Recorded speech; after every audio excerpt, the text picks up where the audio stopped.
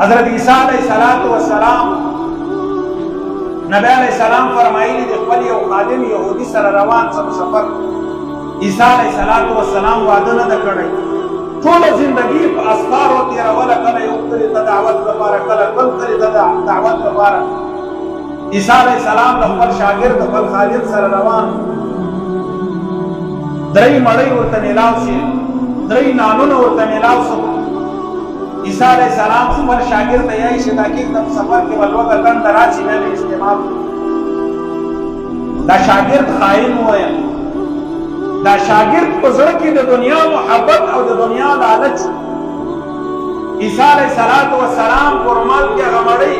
اغنانونه ولغتل خادم ته ورکول چې کله د ما ضرورت کیږي زما بیا دا تا ته خبر در کوم د غنانونه به ما ته حواله کوي په ګډه د استعمالو کله چې عیسی علیہ السلام سفر وکوي لوګه تم د پیراله عیسی علیہ السلام نانونه طلب رومال سے اخلاص کے رومال کے دو نانونه پراته دي عیسی علیہ السلام تو فرمایي خپل خادم تما خدا ته درې نانونه حواله کړي خادم ته فرمایي چې نه ما ته درې نانونه نه ورا کړي بلکې دوه دي را کړي عیسی علیہ السلام بار بار اصرار وکړ چې درې نانونه می درکړي لیکن شاګرد انکار کا او سماته د دوه نانونه را کړي ماته یم نام نه درېدل عیسی علیہ السلام کوشش دې سړی په زړه کې د دنیا محبت د دنیا حرص اخیسته د دنیا لالچ د په زړه کې داخل ده عیسی علیہ السلام کوشش کا اوس د دنیا حرص او محبت د خپل شاګرد د زړه نه وباسي عیسی علیہ السلام خپل شاګرد لزان سره روان یو ځنګل ته ځي لوګه تم د پیراله عیسی علیہ السلام خپل شاګرد ته توحید دعوت ورکړي الله رب العزت باندې خپل عقیده مضبوطه کړه خوراک رزق روزي ورکول د الله رب العزت په لاس کې आवाज عیسی علیہ السلام په سینې د ځنګل وسیو راسي د مو باندې لوګه تم دراغله ده یو وسیله عیسی علیہ السلام اعلان کړه وره په خکړه دوار وکړه عیسی علیہ السلام خپل معجزه د خپل شاګرد ښکارا کړه ورسته بیا عیسی علیہ السلام د خپل شاګرد ته فرمایي چې ګوره الله رب العزت د هر انسان روزي لیکلې ده ورکوي به دا د الله رب العزت ذمہ داري ده موږ سره د روزي درک نه لګي د سفر باندې روان و د موږ سره د رزق اسباب نه لیکن الله رب العزت دغه د رزق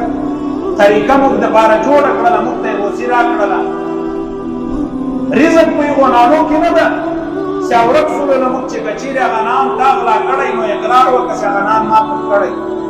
شاګرد ورته سينما نه د پټ کړی ما نه دلیدل عیسی علیہ السلام هغه ډوکی دی وسې سپراتو بیا حکم وکړم باذن الله الله رب العزت عیسی علیہ السلام ته دا معجزه ورکړی و سموړي به راځون دي کول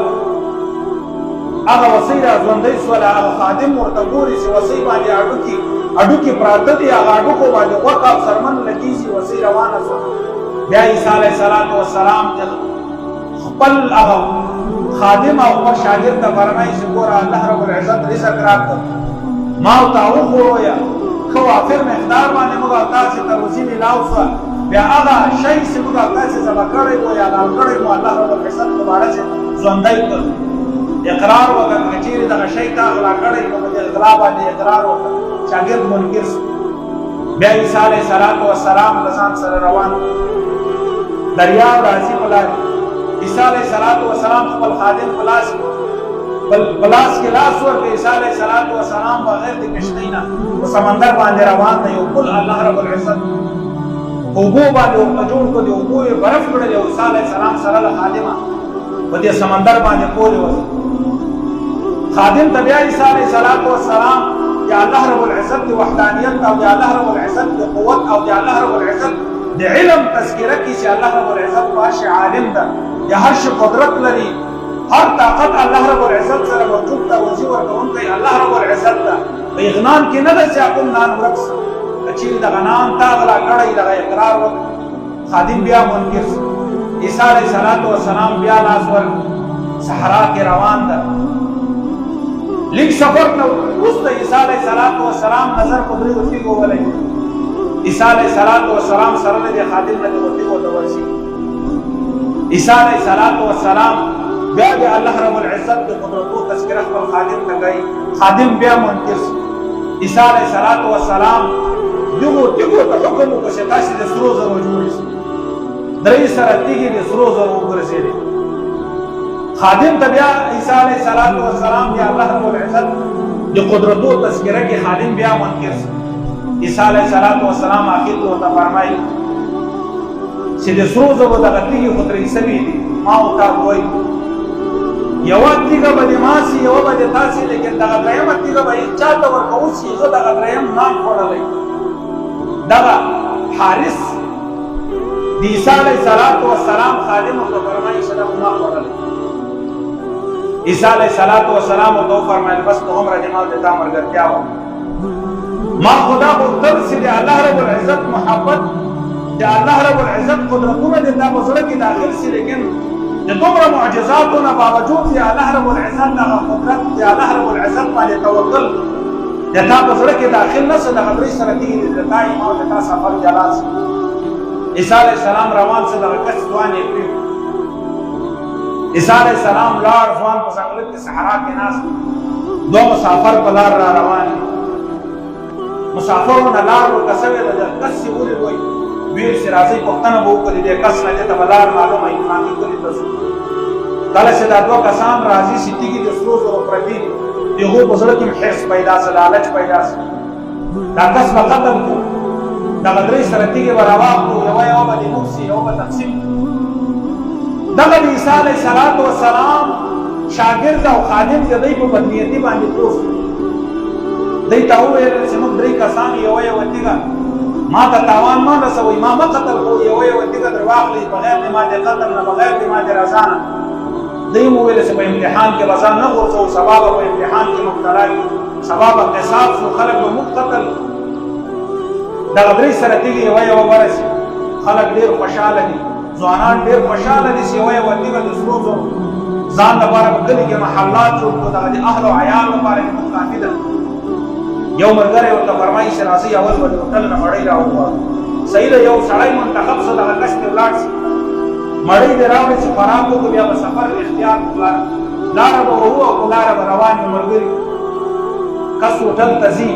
کلی ته ځي هلته د بیا حرص او لالچ په ذهن کې پیدا شي زار به د خوراک کې ورته ملاوټ کم دغه درې سره کېږي به ما ته راپاتې شي دوی دواړه به قتل شي لیکن دغه دوه ځوانان چې د دغو د حفاظت لپاره ناست د دغو بزرګ کې حرص پیدا سه لالچ پیدا سه چې دی راشي دی به قتل هغه مړی راخیستې په زارو ککړه زار یې غورځولي کله چې ځوان راورسېد د دغو دور شروع پرې وکړه دی یې قتل دغه دوه کسان ډېر خوشحاله شو یوه ثابته تیږه یوه به نیمای میلاو شو په مړۍ باندې کېناستل چې کله مړۍ وخوړله دغه دواړه ځوانان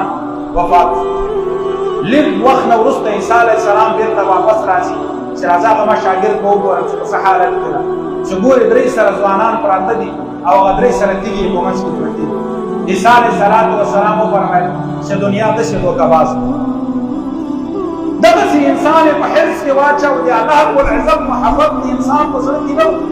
درې سره په دغو تیږو باندې قتل شو لیکن دنیا دغسې ثابته پرته ده نو نبی علیه السلام په دې حدیث کې درس خپل امت ته ورکوي چې ای امته د ما دغسې ځانونه په دنیا باندې تباه نه کړي لکه د عیسی علیه السلام د قوم هغه درې ځوانان دنیا به دلته پاته کېږي دنیا حریص د ځانه مه جوړوئ چې د دنیا پسې منډې وهي او بیا دغه دنیا له تاسې نه پاته وي او تاسې د دنیا چې ولاړ شي نو نبی علیه السلام فرمایلي چې الدنیا مزرعة الآخرة دنیا دغه د آخرت لپاره کرونده د هر انسان باید په دغه کرونده کې بهترین فصل وکړي چې په آخرت کې باید بهترین فصل مالک دی وګرځي او الله رب العزت د جنت په شکل کې د الله رب العزت د یو جنت د نعمتو په شکل کې الله رب العزت د دنیا دغه کسب د حاصل شي او هغه خوشالیانې د حاصل شي الله رب العزت دې موږ او تاسو ټول په دغه دنیا او د آخرت د ژوندګي